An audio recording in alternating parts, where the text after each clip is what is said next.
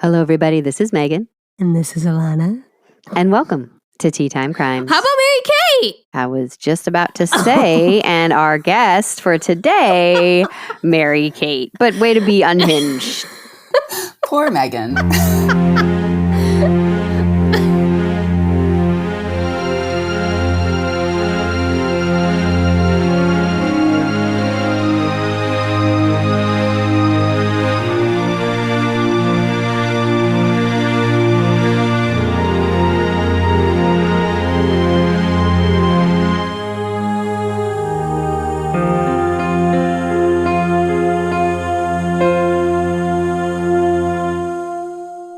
Imagine, what was your thing that I thought you were going to mention I was here, and I was just going to I just said before I hit record, so we're going to do our typical intro. Oh, I blacked and then out.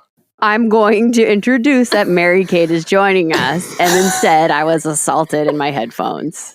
Hi, Mary Kate. Thank you for being here and being a voice of reason. Hi, Meg. Welcome back. Hi, Megan. Hi, Alana. Welcome back. Not being left For out. those of you who don't know Mary Kate, she is Alana's friend from college, and her go-to reference for a Mary Kate story almost every episode, even if it's not a story that has any legs, she'll say it anyway. Mary Kate almost went with me that day, and that's the end of the story. So Mary Kate is always with us in spirit, and now physically she's here. And she's also a talented musician, and last year we played her music on the podcast. I'll play it again today through the tea review. But anybody want to book you? You want to plug it now, Mary Kate? Oh, yeah. Oh, yeah. I have a Christmas album that I put out last year, but it's still just as good this year. It is. I can attest. You know what? Those Christmas songs don't change a lot, so you can really just lean in. As the kids say. Yeah, right. None of the Christmas songs have gone out of style. It is called Strings of Light. It's available to stream anywhere. And it's a Christmas album, a holiday album that's just the harp. I don't sing, if you didn't want to listen because you're like, bummer. Does she sing? She's not Alana. You do what you can. And it's for any kind of Christmas vibe. Yeah. It's just relaxing. It's really nice. If you're nostalgic, if you're happy, if you're a little sad, it's good for all of them. Yeah, it's beautiful. So we'll play it here in a second on that tea review. But Mary Kate's joining us, hopefully to rein on in a little bit for me, which is always helpful. We spin each other up. All right. So why don't you walk us through this tea review that you're being super mysterious about today? I think they call us a tipple. What? A what? A tipple. What the heck is that? Right, Mary Kate, you've heard of this? Oh, I'm well versed. I think it's very European because my French coworker says it a lot. To use it in a sentence would be like, Alan will be like, we're not drinking this weekend, but we could step out for a tipple. Yes. And it's like, it's not drinking and yet alcohol is It's involved. the perfect way to define what we're about to do. Wait, so you brought booze? Yeah, baby. We got the booze. Oh my gosh, I forgot now that I know how to use the sound effects, I wanted to play Mary Kate's harp music. So warm up your harp, Mary Kate. It's happening. I literally have... It's a piano. Wow, I love that. There we go. I'll turn it down. How's that volume for you? That's lovely. I gotta wait. Oh, I was like, it literally paused. It's a little loud. You're a little loud, but we still love you. That's also correct. How's that? I can always edit it, but is that good? That's good. All right, walk us through this tipple. Is Mary Kate also got a tipple on her side? I mean, she was tackling. She was tackling about it. Oh, Alan, can we please bring another thing over? I know, right? No. Hold on. I believe it's within I really reach. wish you stood up and you didn't have pants on. That would have really made my morning. All right. What's in this tipple? So I have we have different tipples. Ours are different. Okay. Mary Kate, do you want to go yours first? Oh, come on, baby. Use those arms. Okay. So mine is a hot chocolate. It's Silly Cow Farms, uniquely Vermont, natural. Hey, BT. Aww. Ooh, that was sounded like Mary Kate unsheathed her sword. She pulled a bottle of Jameson out of a tube. I just unsheathed whiskey. Fuck yes. And then I am okay. So maybe we cheaped out a little bit, and we got this one, Quinn's which has anybody heard of this Irish cream? It's like Bailey's. I think. But I don't know if it's as good. Wait, can you look and see where it's made? I think that it might be, there's like an Irish cream made in Alan's hometown in Cavan. It just says imported from Ireland. Okay, there are some that are from oh my God, imagine. County Cavan. Keep your eyes out. Because Kathleen's boyfriend had never heard of it. And he's not from Cavan, is he? Right. And do you guys want to give anybody's social security number? What? Or do you want to give anybody's SSN or like home address while you guys are just like... I mean, I was looking to do everybody that. Get your pens. Probably a tax ID. You're like, hey, do you know my friend's boyfriend? He lives here. Well, he doesn't live there right now. I'm not going to tell you where he lives. Safe. Okay, this music's really thrown me off, even though I've been listening to it on loop normally, but on the podcast. Just, like, get entranced. Okay, are we ready? I mean, Mary Kate, what do you have? Ready. You unsheathed I think for the first time ever, someone's making a drink on air. So I have some whiskey and I have my coffee, and I'm going to literally do a tipple. That's probably where it comes from, right? It's like 8 in the morning. It's a little tipple. It is 8 in the morning. Well, it's 9 here. Excuse me, it's 9:22. It's absolutely acceptable. All right. Cheers. Cheers. Were you just going to drink it without me? No, I'm smelling it. Oh. To gauge how much I poured in.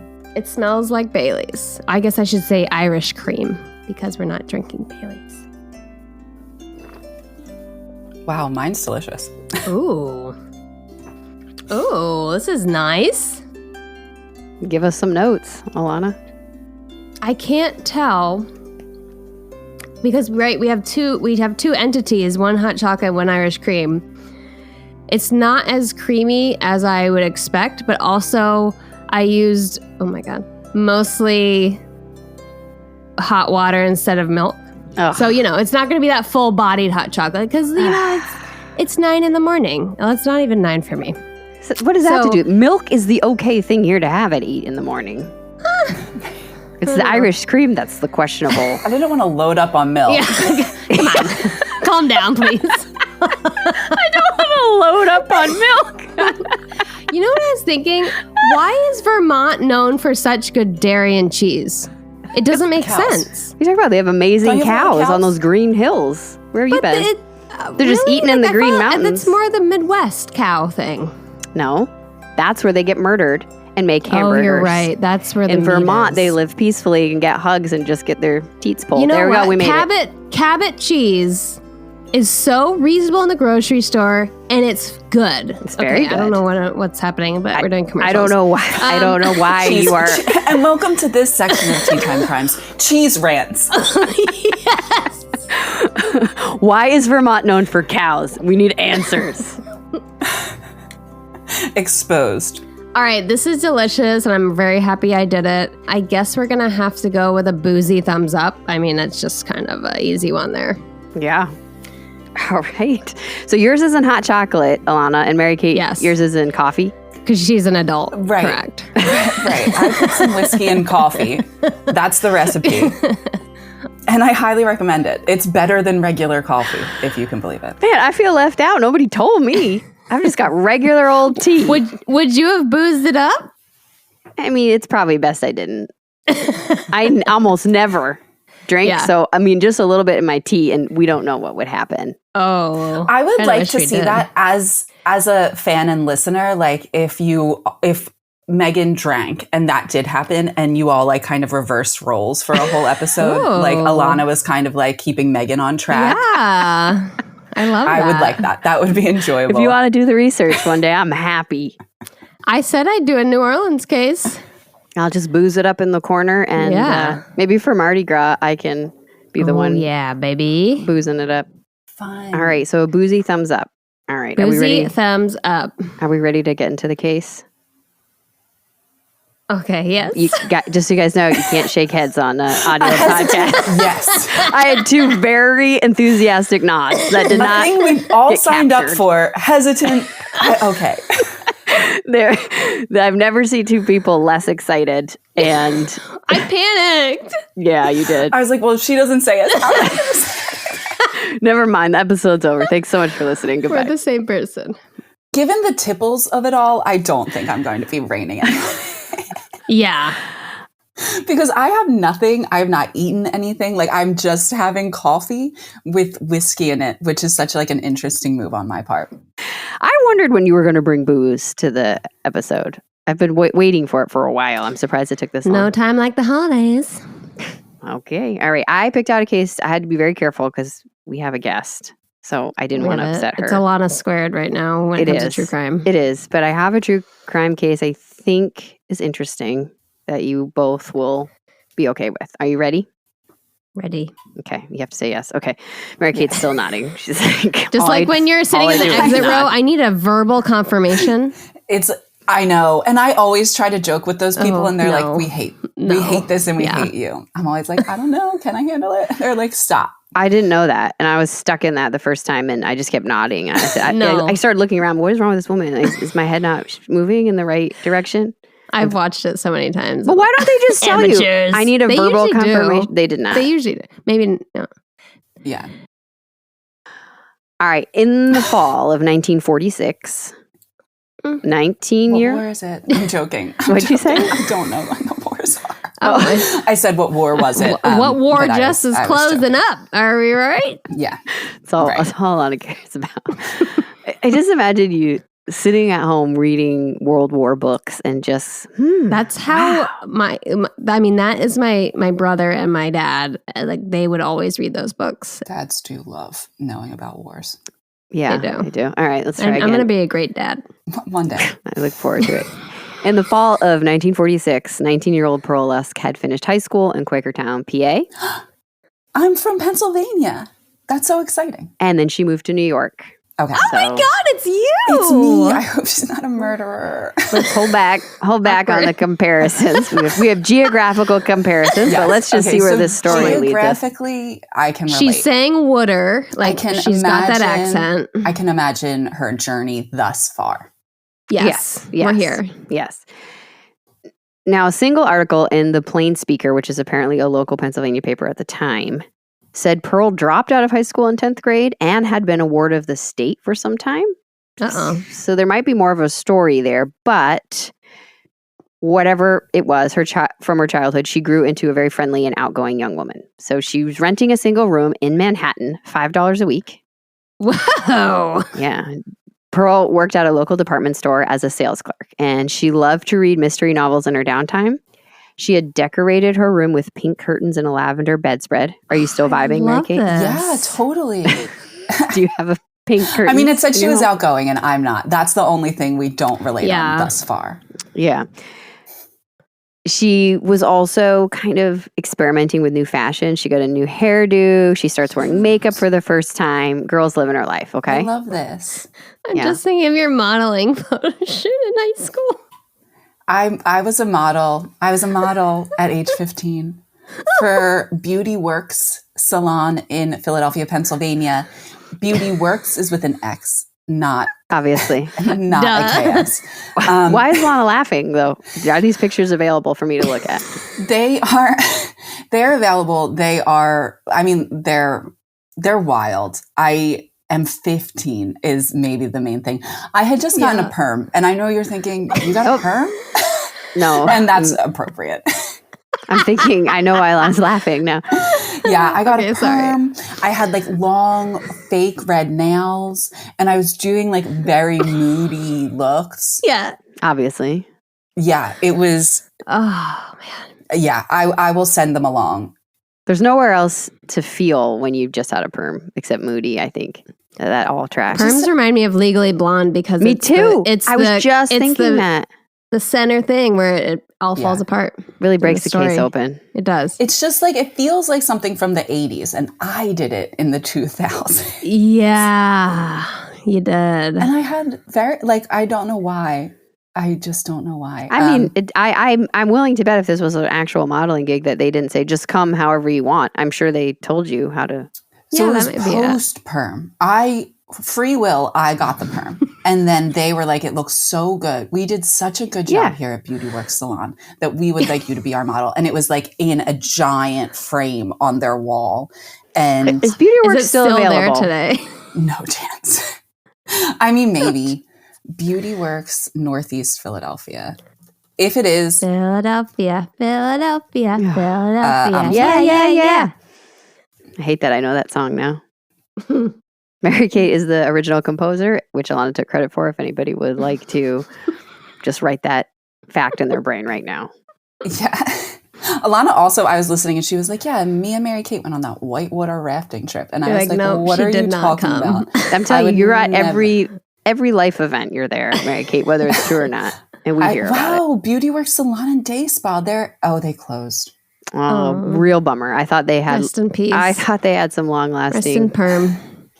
chops on them after hearing that story. Well, I'd love to see those pictures. But I will send my modeling pictures. I retired after that one stint. Well, it was too much of a crazy lifestyle. You want to leave on a high note. You know what I mean?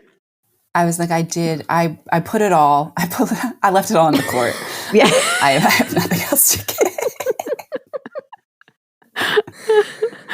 Oh boy. What were we talking about? Pearl did not get a perm, okay? Pearl had more sense. Pearl just had like a shorter cut with some curls in it. Started wearing lipstick and mascara and going to her job every day, loving life. But I can relate to that. Like you're leaving your hometown and you're like, I can experiment now. I can like grow into my full self. Yeah. Yes. Like when I started plucking my eyebrows really thin in the early Shocking. 2000s. I mean, that's just what we were doing. As was the trend. Yeah. And this is of absolutely no importance to the story, but I just liked it. The article I read listed that Pearl's favorite lunch was lobster tail salad with a Coke and a junior banana split for dessert. Wow. Okay. I was like, okay, Pearl. That's a boss Can we have status. lunch that's together? luxury. Her favorite dinner was chicken pot pie with mushroom, I assume unforaged, and pecan pie with a dollop of whipped cream and a cup of coffee. Live it up. I know. So That's much what dessert. I'm saying. I know. that. I love it. I want so many dollops of whipped cream. Oh, So I'm right there with her. fresh cream. I think Pearl's just living life to the max. You know what I mean? Yeah. Yeah. So Pearl's got a ton of friends at work. She also has a few interested gentleman suitors. Ooh. Okay, Pearl. She starts going out on dates here and there, but she's really careful with these romantic courtships. She's only going out with gentlemen that she knows or she's introduced to through a mutual friend.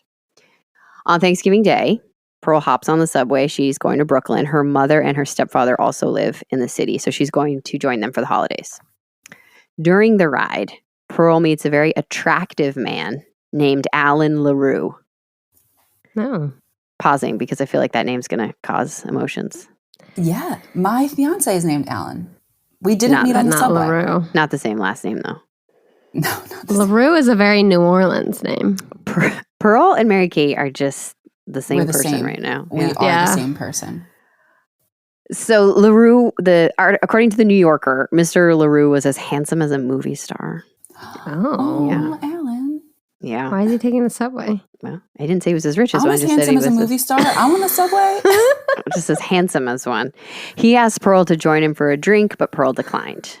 I mean, He asked her. Good idea. That's a move. That's like, I know. That's too much. because usually maybe you think about that. You'd be like, oh my God, that person's so cute. But like then they get off at the next stop. But you're and it's on a just- subway. yeah.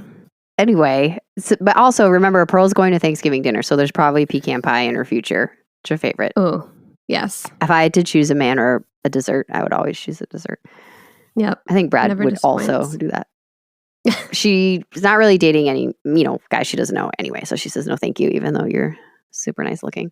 The two go their separate ways. Pearl carries on with her life. She's constantly getting calls at her apartment from friends and dates because she's got a full social calendar. But she's renting a room. So the landlady has to kind of holler up to her every time the phone rings because she doesn't have her own phone. Really? Yeah. Oh, I love that. Yeah, I love that. Well, the landlady hates it. And I'm sure. by Christmas Eve, It's the whole vibe. she tells Pearl, I'm no longer doing this for you. The only calls I'll allow to go through are from your mother.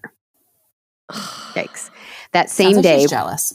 yeah, that same day, Pearl goes to work and was laid off because of the holiday season being over. What? Day. Rude. Bad day. So Pearl, Yeah. no more dates, no more money. A bummer of a day, right? A bummer. So she's had a really crappy Christmas Eve. She's unemployed and, she's only going to get to talk to her mom. On December 26th, Pearl is again on the subway returning from her mother's house in Brooklyn when she sees Allen La Rue. It's meant to be. This time, Pearl thinks, what the hell? I'll go ahead and get that drink with you. Gets off at the Times Square stop and has a drink with Allen. They're in public. Pearl's being cautious, right? When Pearl tells Allen that she lost her job, Allen kind of perks up. And he's actually in need of an assistant. Allen La Rue is a private investigator, and he's currently working for an insurance company. And he's working on a case trying to track down jewels that have been stolen. Would Pearl be interested in doing surveillance for him? Oh. That sounds like too good to be true. Sounds amazing. Yeah. Because that's like the coolest job. I know. It is cool. Well, really, Alana, you could handle that? If I'm in a car, she's can I not. have the radio on and snacks. If I have the radio on, if I'm just tuned out to anything that's going on and doing poor surveillance, then sure, I can handle it. No, I can be eyes open, but I don't want to be. Is that you with binoculars in the dark by myself? Yeah. Why are you doing a stakeout in the dark? Because that's what they do. Have you ever seen a TV show? I mean, you have to be able to see the people.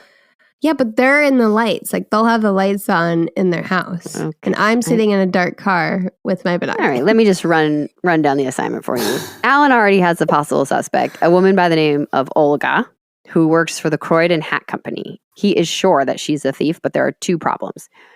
She's already seen Allen, and so he can't be the one to do the surveillance because she knows who he is.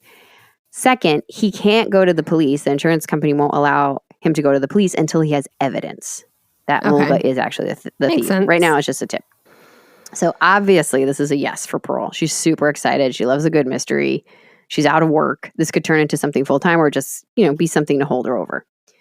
Yeah. The next day, December 27th, Pearl meets Allen at 9:30 a.m. sharp at 42 West 39th Street, right near the Croydon Hat Company. That's cool. That's cool. Where Olga works. Now, it's located just around the corner from her office. So Allen gives Pearl very specific instructions on what to do and how to carry out this stakeout. He hands her a picture of Olga, who's a beautiful brunette in her late 20s. Allen instructs Pearl to memorize the face. Go to reception of the hat company and ask for Sadie White. Allen explains there is no Sadie White, but that Olga is a secretary who works in that reception area. So this will give Pearl just a moment to see Olga in person and be able to spot her in a crowd later on when she does her work.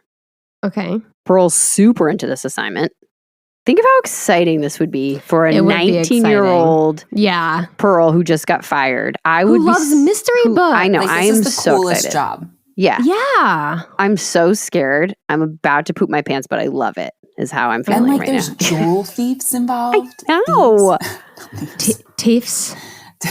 Oh boy. There's thieves about. What? There it is. There's Be her cool. What kind of Be cool? What is that? Your Irish accent? You know what? Why don't you just keep telling the story? Okie dokie. So Pearl is one thing. Did you just tell Megan to mind her own business? I'm so used to it. It doesn't even faze me. Pearl is super into this assignment. She's 1,000% in. She goes into the office, asks for Sadie White. Obviously, they say there's no Sadie White here. She sees Olga, studies her for a minute, meets Allen back on the street. Super eager to please her new boss. Pearl is like, I did it. I crushed it. Awesome. Yeah. I know Olga's face. I know the clothes she's wearing. I know the coat she's wearing. What's next? Allen says, this is amazing. You did great. Now, Pearl will need to follow Olga when she leaves for work that day, which is around 5 p.m. So she should go enjoy her day. Go watch a movie. What time of year is it? December 27th. So it's dark out. Well, it's 9:30 in the morning. At 5 p.m. I mean, you're in a Manhattan. Can we just... I'm trying to get in the what it's going to be. We're not there yet. So just let me get her there. I'm prepping. Right now, she's sitting in 9:40 a.m., okay? She's face to face, broad daylight on the street with Allen. Maybe wanting to kiss her boss. As someone who lives in New York, it is light at 9:30 a.m. Okay, thank you. Thank you for the reference. Allen's like, hey, you did great. She's like, you look really nice today. I'm glad I did great. And Megan is doing hand puppets right now. To get Alana back into the story. Yeah, which actually love. Maybe we have a second, path here. Yeah. This should really be video. Anyway, He says, listen, go enjoy a movie for the day. Meet me at 3:30 so I can tell you the next part of the plan, and then you're going to follow her out of work and do your surveillance. Okay, but let's meet up at 3:30. Go enjoy your day. You're going to meet at his apartment, 204 East 17th Street. Okay? Don't do it. Cool. Got it. That's a cool area to live in. 3:30, Pearl reports for duty. She's ready to go. Allen explains that they need to get a picture of the stolen goods in Olga's possession, which does not sound easy. Allen couldn't do it, so here we are. That's like, imagine starting like your first day of work. Usually it's like, okay, like this is how you log into Fill out this paperwork. Computer system. Right. And like their thing is like, okay, and now you have to do the hardest thing possible that I, a professional with a history in this career, could not do. Could not do. Good luck. Yeah, exactly. He's invested in a new piece of equipment that will allow Pearl to take a picture of Olga, and it's an X-ray picture. So it's going to see through the compartment that she has the jewels in. This feels fake. This means if Olga has the jewels on her, which he believes that she does, in her pocket or her purse or whatever, Pearl will be able to capture that. Allen hands Pearl the camera. Obviously, a camera might alert Olga, so the camera's disguised in like that brown parcel wrapping paper. Yeah. And then there's a small device underneath that Pearl pulls on to take the picture. He explains it to her. He shows her how to use it. He says you just have to be within 2 to 3 feet. You know, as Olga is exiting the subway, try to get the best picture you can, ideally while you're following behind her so she doesn't see you doing it. And we'll meet back at the bar where we had that drink and we'll see how it went. So Pearl listens earnestly. She's ready to do this, takes the camera, heads back to Olga's work. She waits outside. So now it's 5 p.m. I'm not sure if the sun has set. Newly dark, but there are so many lights in Manhattan. There are so many lights. And they're going into the subway. So Olga comes out. Pearl waits, follows her into the subway station, right? Pearl sits close enough so that she can watch Olga but not look like a creep. And again, think about what Pearl's thinking. Is she nervous? Is she excited? Does she think Olga's dangerous? She's absolutely nervous. So much adrenaline, probably. Olga's a thief. What if, right? She's a jewel thief. What if she's got like, I don't know. Who knows? That's what's so crazy to me is like Pearl was so game from the jump where like it's like a dangerous thing. That's like while it's cool in theory, like my palms would be sweating. I'd feel like I was going to throw up. Yes. Yeah. Yes, exactly. Exactly. I think Alana and I would be bad at this. Alana would giggle. I would not be good at it. I would. That's what I do in awkward situations. I think I could do this. All right, Mary Kate. You probably could. What do you think? Let's give it a try. Is that just overconfidence? No, I think you could do it. But I don't think, if you had to talk to them, then it might fall apart. I don't know. I think I would go into like a different headspace and be able. You'd go into like your producer mind. You're like, exactly. Yeah, I could see that. I could see that then. My dad was a detective. What? And it's not a genetic thing, so it wouldn't have been passed down to me. But I think but some traits. Right. Some traits. I think I could do it. I like how you buried the lead on that. Okay. Pearl does everything she's supposed to. Olga gets off at her stop in Brooklyn at 55th Street. Pearl follows right behind her, points the camera, pulls the wire, mission completed. She turns around, gets back on the subway to meet Allen. That's so impressive. Like she's so cool. It is. So she just did it. I feel like the first time I would have been too nervous. I'd be like, I'll go again tomorrow. I would drop the camera, like, oh, fuck. And then, like, make a scene on the platform. And then be like, oh, my God, could you hand me my camera? And then it's like, oh, but it's not a camera. It's just a plastic bag. But also, what's in your purse? I'm so sorry, Olga. That's exactly what you would do. That's exactly. Olga, can I just look at your purse? Thanks. Run for the hills. Alana would like pass out, and then Olga would have to like get her paramedics. Alana wakes up to Olga performing CPR on her. That's what's happening. Then they're best friends. Yeah. All right. It's just my other end. So she meets back with Allen. She explains what happened. You know, she says I was, about 2.5 feet behind. I was behind her, just like you said. She didn't notice me. She didn't turn around. Like I got it. I did it. Awesome. So Allen said, great. I'm going to take this, get developed, and let's meet again tomorrow, and we'll see how it turned out. And we'll see if we have everything we need. So I still don't think this contraption is real. Next morning, Pearl shows up at Allen's apartment, and she's disappointed to find out that the picture didn't work as well as they hoped. It just didn't come out great. And Allen reassures Pearl, it wasn't your fault. I just think that something's wrong with the camera. So give me a few days. I'm going to work on it. Call me on December 30th. That will give me time to fix the camera or get a new one if I need to. Pearl calls on the 30th. Allen explains, I've got a new camera that should work a lot better this time. Let's meet at 8 a.m. at the Automat near Union Square. An Automat, also I had to look up, it's a fast food restaurant that's served out of vending machines. What? Why don't we still have this? I don't know. But I thought it was going to be a car wash. I know, I did too. Yeah, I did assume that it was a car wash. But and that's why I thought it was a laundromat. And then I thought but an Automat. That's and then Automat I thought is a car wash. I thought those are loud places to meet. And that seemed weird. They meet up December 31st. She's right on time, like usual. Allen hands her a new camera, which is a little bit heavier than the first one.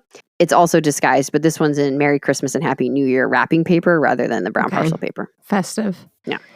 Now, Pearl would need to do exactly what she did last time, but this time she's going to do it as Olga is going to work rather than on the way home. Maybe that daylight was the problem. Yeah.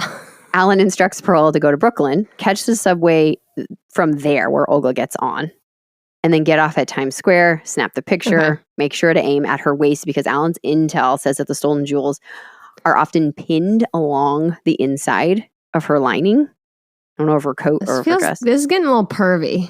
Yeah, so the picture should be about mid-height, midsection. Pearl does... trying to see her panties. Okay, stop. Pearl does don't say that word. It's a moist word for me. Imagine what a long con just to see someone's... It really is. Say it. I whispered it. It really is. By the way, my son started saying moisty, moisty, moisty. I just wanted you to know that. I don't even... Kids are wild. You know? They'll just do something like that. And it's like, why did you pick that word? Why? Yeah.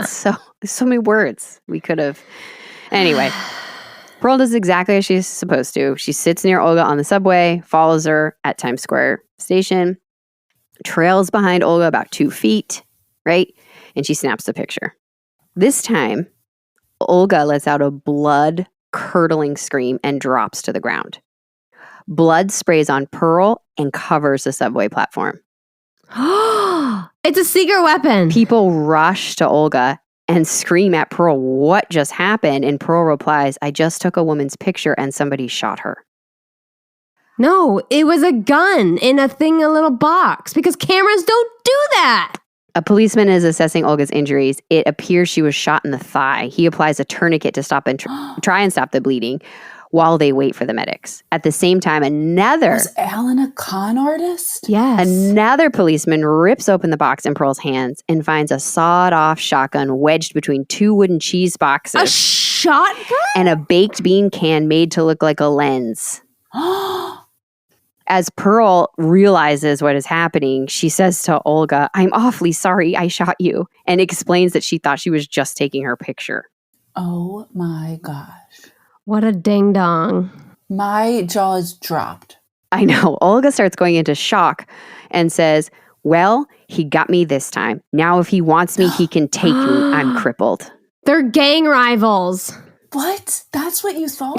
Thank you. Immediately. I assumed... What? Yeah. She got the jewels and I didn't, but I'm going to get her back. No, my first thought is like that Allen, who I innately trusted. Yeah. Yeah. I mean, he's handsome. He is handsome. So maybe I wouldn't be a good detective. It's like a embittered lover. Oh, no. Okay. I just want to run this back before I tell you who's right. But Alana thinks that Olga, who's a secretary at a hat company, is also a jewel thief and the leader wink. of a gang. That Yes. the rival gang leader is after. That's what we think is happening here. Okay. Well, anyway, Olga is not confused by the trauma of being shot in the leg. She knows exactly. Because she's a gang leader. Who's behind this attack. It is her ex-husband, Alphonse Rocco. God damn it. A.K.A. Allen La Rue. You are a detective. Mary Kate, keep that detective status. You got it. So Olga and Alphonse Rocco were married May 14th, 1945. And they had a whirlwind romance, meeting at a dance in 1944. And Olga's family was a little sus from the start because he didn't seem to be super upfront about his past or his current occupation. Never a good sign. Yeah. The 2 things you want to be upfront about. Yeah. That's a warning sign, folks. Red flag. He would disappear for days at a time and then come back with no explanation, sometimes with a lot of money, sometimes with none at all. No, that's when we say, okay, this is not what I want to be doing. Bye-bye. Well, hold on. They were together about a year before Olga left him and started seeking an annulment in April of 1946 because she discovered that Rocco was a car thief. Not to mention that he'd grown increasingly violent and possessive of her. No. Yeah. During this time, she's living with her parents in Brooklyn at 1434 57th Street, along with her sister and brother-in-law and niece, who are all in this house. Jeez. So we know from Pearl's surveillance that Olga worked at the Croydon Hat Company in Manhattan and took the subway to and from her parents' house. In October, so the same year in October, shortly after the annulment was said to be official, Olga got on the subway like usual, except she was not feeling well. And Rocco was also there and offered to drive her home because she was sick. His car was parked at 55th Street, so they got off together. Now, the Atlanta Constitution reports Olga was forced into the car. Others say that Rocco tricked her into the car, but either way, he's kidnapped Olga. As soon as they get in the car, expecting to be driven back to her parents' house, Rocco pulls a knife and starts driving out of Manhattan. Olga pleads with Rocco to stop the car, let her out. He refuses. He tells Olga if she screams, he's going to kill her. Oh my gosh. Once they reached Manhattan, Rocco just kept driving all the way to Poughkeepsie. Oh. Here, he rents a small cabin and forces Olga inside. In addition... That would be nice in other circumstances. Stop. Inappropriate. Yeah. In addition to the knife, Rocco has a shotgun and a revolver, and he strips Olga naked, hides her clothes, and forces her to stay in this cabin for 5 days until she promises to get back together with him. What the fuck? Yeah, exactly. Psycho. Yeah. Shoot him. Yeah, Alan is so ugly now. After the second day, he briefly drove Olga back to the city where he met a man to purchase another gun, because you can't have too many when you're in the process of kidnapping. Apparently. Then back to Poughkeepsie where he rented a different cabin for the remainder of the time. We can only make assumptions about what happened, but on the fifth day, Rocco drove Olga back to Brooklyn, dropped her on the steps of a family member's house. Yes, she's now dressed. And then he drove away. So I don't know if he believed that Olga was... maybe she told him, like, she convinced him. Yeah, I don't know if she convinced him and he was, go get your things and I'll be back in a minute. Or if he suddenly thought, this is probably pushing it and maybe I should rein it in. I'm not sure what happened to allow him to return her safely, but he did. And there's no mention of this. And I know a lot of you hate this stuff, but I do want to mention it just because Olga would have experienced it and survived it. I can only imagine what was not said that Olga survived during those 5 days. Yeah. Right. And that's so sad because she doesn't know who to turn to or what to say, and she has to live with this. She obviously refuses to go back with Rocco. Once she's home, she's like, nah, I'm good. Rocco then starts calling Olga every day at work, threatening her. And these are some of the things that she says he would call and say. Say your prayers, Olga. I'm going to bash your face in, Olga. Oh my God. I'm going to push you under a subway train. Just every day, he'd just call. Oh my These are gosh, death threats. poor Olga. Time to go back to PA. She's not from PA, her so. family lives there now. Yeah. What are you guys talking about? Oh, no. Pearl's from Talking PA. about Olga, not Pearl. So if Olga goes to PA, no one will be there that knows her. So where is Olga from? I think New York. I wonder. But Pearl, if you and Olga could just scoot back to Pennsylvania in the witness protection program, I think it would be yeah. So here we go. November 1st, 1946. So same year. Olga's at home. She's setting the table with her mother. Out of nowhere, she feels a sharp pain in her leg. She reaches down, finds blood. She's been shot. What? Police and medics were called. Olga spent 10 days in the hospital. 10 days? Yeah, she was shot right in like the hip thigh area. She told police it was Rocco and explained everything that had happened to her up until that point. This was before Pearl. Before Pearl. He shot her through a window. How is he not in jail? Oh my God, get a life, you fucking loser. After she recovers from her injury, report this. Olga returns to work on December 9th. That first day that she's back out in the world, she sees Rocco spying on her. Oh, God. She calls the police as soon as she gets to work. Good. The police say, oh, don't worry, we'll look into it. No, you won't. The calls continue at work. He's saying things like, I just had bad aim, next time I won't. But how was he not charged the first time he shot her? Right. They never found him. Oh. He did it from afar and then just took off. I don't think they ever found him or talked to him. Whether or not that's because they couldn't or whether they didn't pursue it, I don't know. Mm-hmm. Olga's calling the police constantly. Good. Every time they're telling her not to worry. And as this continues, Olga describes it as Rocco's constantly lurking like behind a pillar or like in the subway. And her sister starts traveling to and from work with her just to help her get there. And the police start escorting her at times. Okay, that's something. One day, Olga was actively being followed by Rocco, so she ran to a police officer in the subway, asked if she could stand next to him, and he said, no, there's too many people. You need to go stand over there.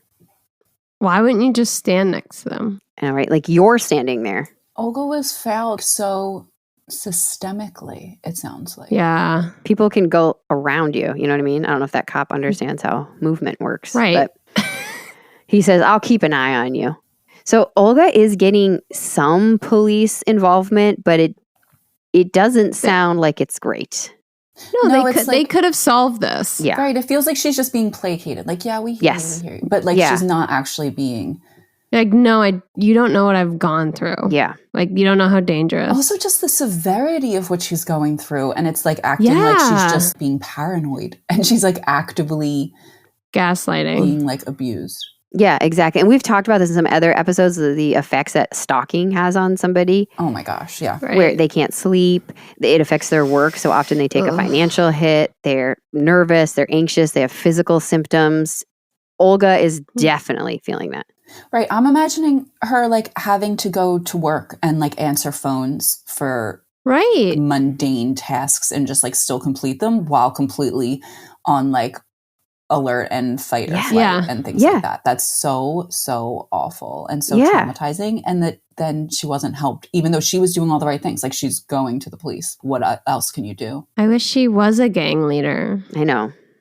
It's really sad. I mean, she's doing, like you said, everything right. Like she's working within the confines of the system and she's having to live in this absolute terror. I mean, she was shot in her own home. Imagine how that affects you. Right. When he's not even in there. There's no safety. There's through the window when you're just setting the table. There's no, there's no alarm of, somebody busting down the door and you're alerted. It's just happening. Yeah. It's very scary. So on December 30th, Olga had enough of the police not really seeming to do anything. And so she goes to police headquarters in Brooklyn. She tells this guy everything. The Brooklyn detective called the precinct that was assigned the case and asked to talk to the person in charge. And he basically says, what are you doing? Are you waiting for a homicide? He basically tells the person in charge to get off their butt and do something because this is really dangerous and scary. And the police say, well, we'll have somebody watch your house 24/7. So December 31st, Olga leaves for work. Her sister escorts her onto the subway. No sign of Rocco. Pearl is there, waiting for the train on the platform, carrying a big box. They did not speak to each other, but Olga recognized Pearl because she sat across from her and she had a huge box in her hands. Olga's sister does not take the subway all the way in. She gets off early because it looks like Rocco's not there. And then moments after she steps off the train, she hears a loud noise, feels extreme pain, and then looks down to see nothing but blood. While Olga is rushed to the hospital, Pearl is taken down to the station for more questioning. She 100% verifies a photo that Alphonse Rocco and Allen La Rue are the same person. And honestly, her story is so unbelievable that the police are sitting there thinking, I don't think she's making this up. It's so weird. Because there's all the details. It's just so weird. Yeah. It doesn't make any sense. And it's just so crazy to them. Pearl is beside herself, by the way, sobbing nonstop, saying, I didn't know what was in the package. How could I have been so stupid? Think of how bad she must feel at this point. Oh my gosh. In retrospect, right, we have the benefit of hindsight. Yeah, why would she be carrying the jewels to and from her secretary job was my first question. Exactly. Right? That would be a one-time thing, I think. Once you had them, you bring them to a place where you keep them. I wouldn't be traveling all over Manhattan with them just attached to my belt. Right. Also, has anyone ever heard of an X-ray camera in 1940? Exactly. Yeah, but it's not to the general public. But I also feel that Pearl is a victim of a con man here. And yeah, for sure. Yeah, and he must have been like charming if he also had charmed Olga. Yeah, right. He had also Yeah. charmed Olga. Exactly. That's what I think about. Olga's probably a little bit more worldly than Pearl. She's a lot, she's like 10 years older and grew up in New York City.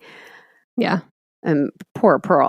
I do feel for her. Ugh. Anyway. Yeah, like it sounds like with Pearl, it was a mixture of being naive, but also like if you lose your job at that time, and a bit of desperation. For sure. Financially. And she doesn't have the benefit of doing a Google search and seeing if Allen La Rue Detective Agency is a thing. Yes. Right. It must have been so easy to be scammed. Seriously. And this is so unreal. The police don't even believe it, or they believe it because it's so unreal. This is so unreal. I don't think anybody would ever have. They might have said this seems off, but they never would have been like, there's obviously a gun in here and I'm about to be a murder weapon. That never had happened. Ridiculous. It's crazy. Right. Everything Olga said about Alphonse Rocco was true. He had a record for larceny. He'd spent a year in prison in 1938. He seemed to get a lot of leeway with his good looks, and he played up his unfortunate background because his parents had died at a really young age and he grew up in an orphanage. So he really played that angle. How did he get out of the draft? Yes, Megan. That's the question that we are all thinking about this murder, domestic abuse, jewel thief story. How did he get out of the draft? I don't know.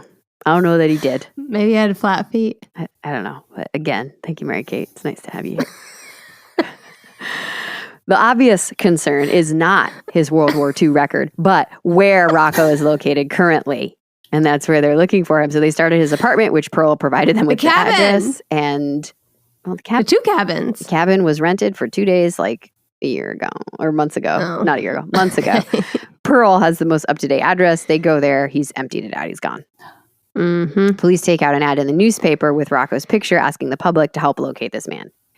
There are a few leads at the time that kind of turn up to be nothing. That's always tough when you throw a picture in the newspaper and say, you seen this guy? Right. But 4 days after the incident, a man named Dominic Rizzo, who lived in the Bronx, told police that he thinks he encountered Rocco and accidentally helped him get away. Oops. 2 days after Olga was shot, a man by the name of Lamont, so he's really into the laws for some reason, shows up at Rizzo's home. Lamont, who fits Rocco's description if you're not following, tells him that he's just inherited a bunch of tools from his brother and tools, yes. He would sell them to Rizzo at a very cheap price if Rizzo would give him a lift to Cairo, which is a tiny town up near Albany, where the tools are located.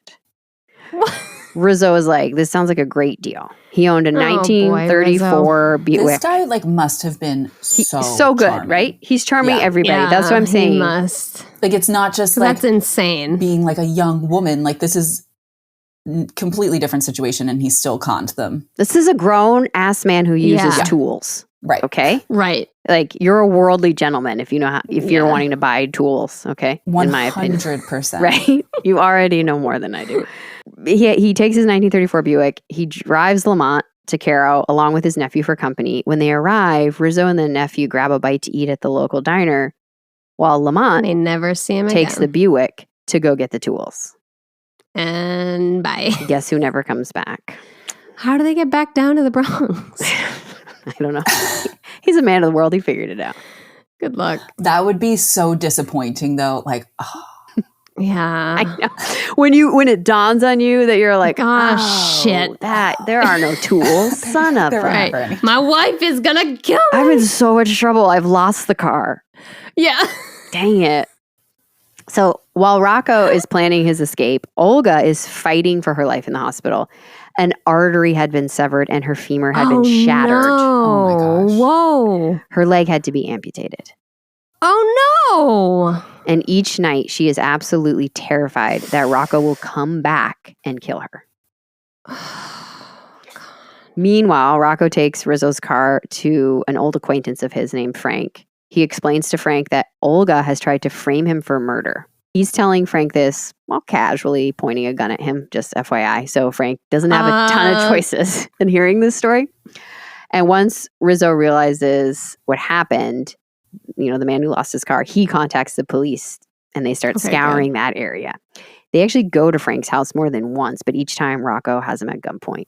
So Frank has to say, Haven't seen him. Oh. I just kind of closed the door. Like, I don't know how long this guy's But- going to stay. Oh, He should no. be like blinking twice I know, or right? something. Yeah. Freaking out, nodding the head. By Sunday, Olga was shot on Tuesday. Rocco realizes he can't stay at Frank's forever. So he forces Frank to drive him to a nearby town where his other friend, air quotes. Wait. Yeah. World War How's II the is... bathroom situation God. work there? Are you joking?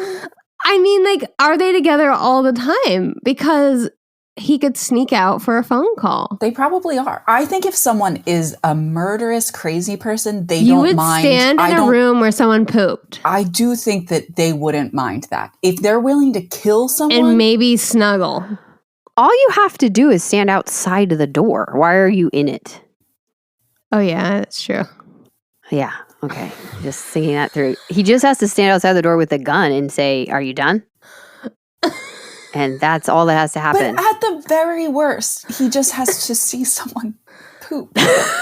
No. Like, worst I'm out. case scenario. Good luck with motherhood. I'm out. Okay. Good luck. The amount of stuff. Good luck. Okay. So anyway, Frank has to take Rocco to Roy's house.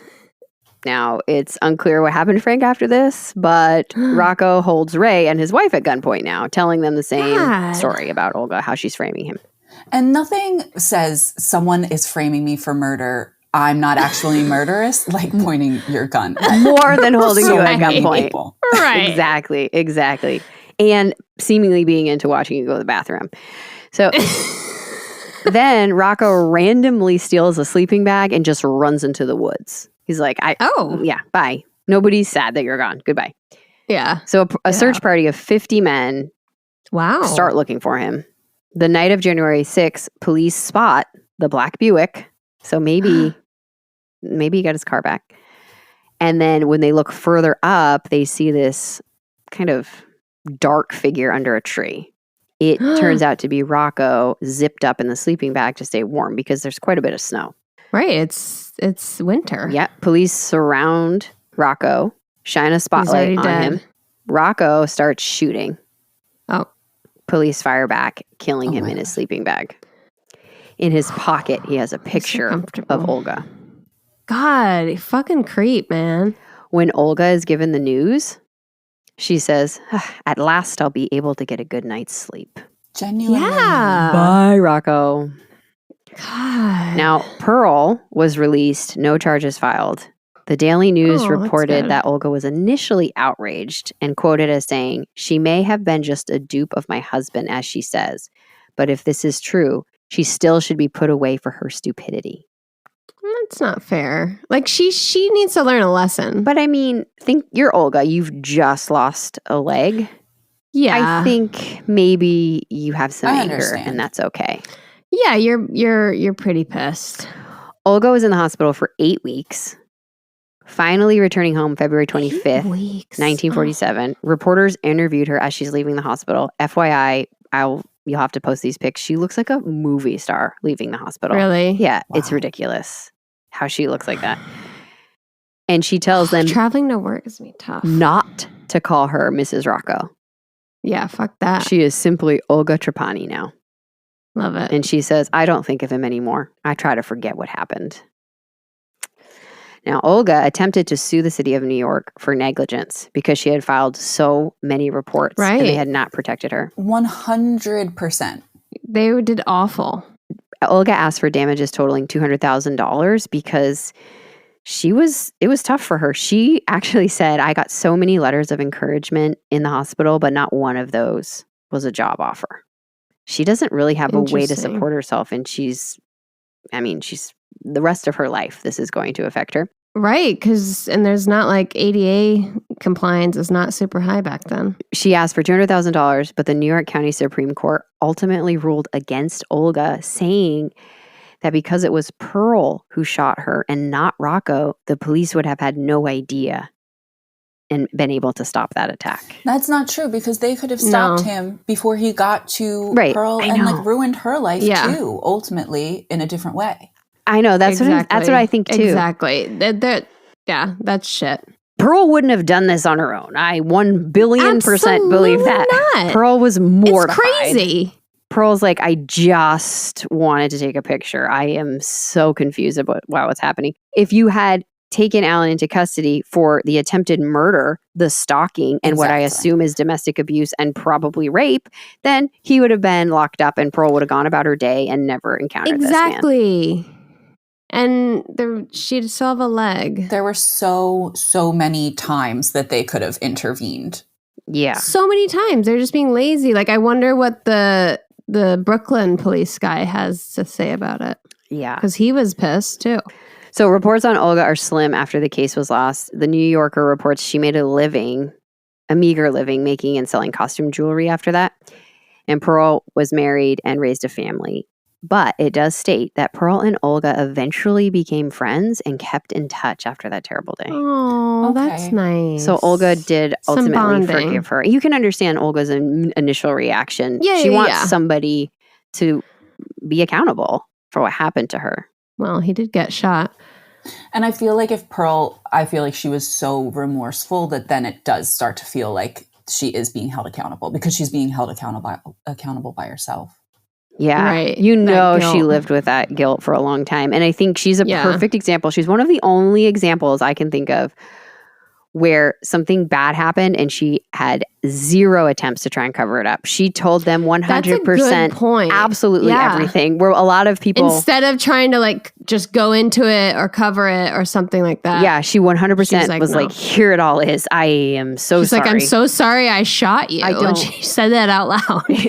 First thing she said was, I took her picture and somebody shot her. It didn't even compute in her brain that she was the one who did it. Oh, right. And then she apologized immedately. And so... Right. She could have thrown the box into the subway tracks. Like, she could have, like, tried to not say anything, but she was just she just seems like a very genuine person. Yeah, she didn't know what was going to happen to her. She could have been arrested. She didn't know if she was going to be charged. Yeah. I think they made the right call there in not charging her. I truly think she was just unwittingly brought into this. She read too many mystery novels and she got excited. Oh, it's so sad. Who hasn't? I know. Ugh, but I'm glad that they were able. They say friends, and I wonder, like, what does that really mean? Because when you bond over something so traumatic, it's hard to just be buddies. But it does sound like they made some repairs, which hopefully was healing for both of them. Yeah, it came to some sort of understanding. Oh, yeah. So what do you think? Alana, you first. Watch out if you get too much into your mystery books. Okay. That's another takeaway. Yeah, and domestic abuse, it's not, nearly half the time it's not reported.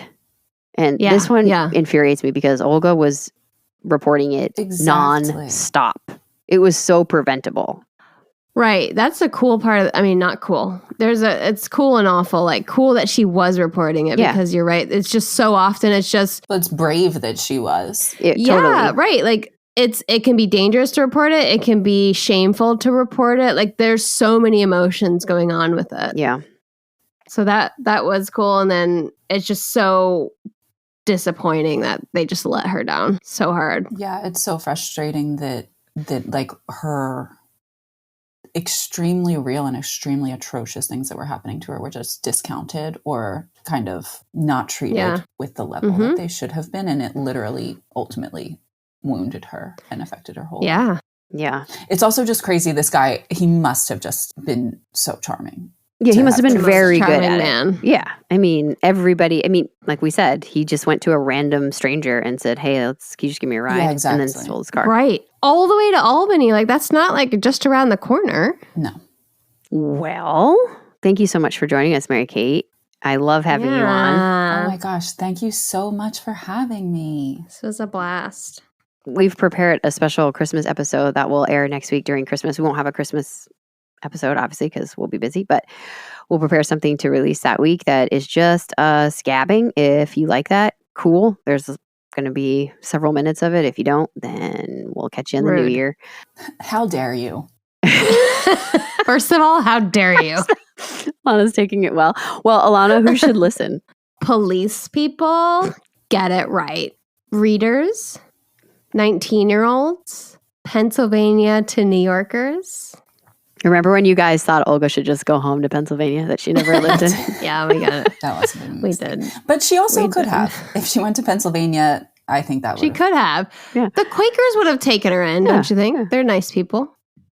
Very nice. And then, do you think Amish listen to podcasts? Nope. I don't believe so. Really? Yeah. Really? I think the no electricity probably. Is that still happening? I think there's different Levels. Not everyone abides by the same exact thing, but yeah, I think some Okay. people. Wow. Well, Let me just say this. I don't think we're going to be their first choice. If they have okay. precious moments to listen to something, I don't think it's going to be us. But Yeah. Well, maybe when they're on their venture out and about, they'll pick up a TTC podcast. okay. So you're just going for the most niche. That's the list. All right. Hey, Mary Kate, you want to add anyone? I'd say people named Allen, Mm. Oh, I was thinking that's a good one. probably. People in New Yeah. York, people in Albany, all the way up in Poughkeepsie, Yeah. people in Quakertown, Pennsylvania, people in all the other towns and cities in Pennsylvania. My mom, my Oh, dad, my family. Yeah. That would be nice of them. Hi. Hi. You guys hear that? Miss you. Never met you, but I hear stories about you. You sound great. From Alana, not Mary Kate. All right. Well, you can find us on all the platforms at. Tea Time Crimes. You can email us at. teatimecrimes@gmail.com. You can buy yourself something at. teatimecrimes.show. I love the merch. You guys crushed the merch. Thanks. Thank you so much for listening. We will see you in the new year. Bye-bye. Bye. Bye. You're pitiful. That's you every time.